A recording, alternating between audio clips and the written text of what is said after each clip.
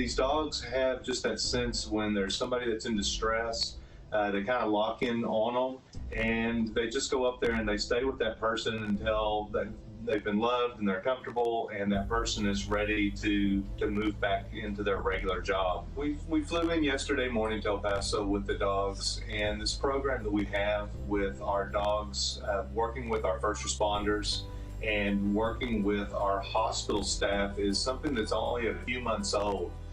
And what we've seen with the hospital staff and the first responders that we've worked with is the dogs make a huge impact in just kind of normalizing and getting back into a normal routine after an event like this. The first responders, the nurses, the doctors, the non-clinical staff in the hospitals, we all assume a level of emotional burden whenever we're dealing with these types of things. The dogs are able to sense those people out and help them work through those emotions and really kind of allow them an opportunity to deal with them healthily. They're a gateway to let the people talk a little bit more about what they're dealing with, some of the emotions that they've had, maybe even sometimes just asking questions as to why, why did this happen? The dogs give them that ability to just kind of take a step back, have a little break, do some self-healing, and a lot of times have a breakthrough. It's a little bit different if we were just to sit down and say, hey, I want to talk to you about what happened.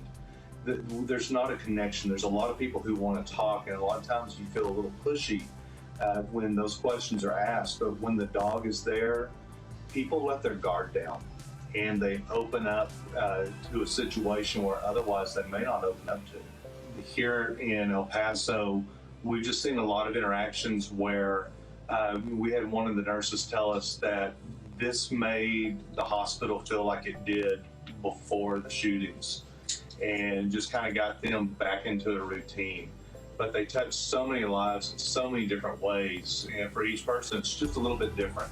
One of the experiences yesterday at the communication center, we were speaking with some of the dispatchers, and one of them made the comment after we visited with the dogs that this really made it worth coming to work today. So it had a very huge impact on those first responders as well that sit behind the consoles at the dispatch centers and answer the 911 calls. The folks that we've had, very resilient, still very shocked that this happened in their community, but they're very passionate about they're going to get through this, and they're not going to be held back by fear if these type of things happen. El Paso is a very strong, resilient community. They're going to get through this, and like you said, this is a process, and we're going to be here for that. If you love that video, you're going to love everything on the Access YouTube channel, so hit the subscribe button. You can thank me later. Hit it.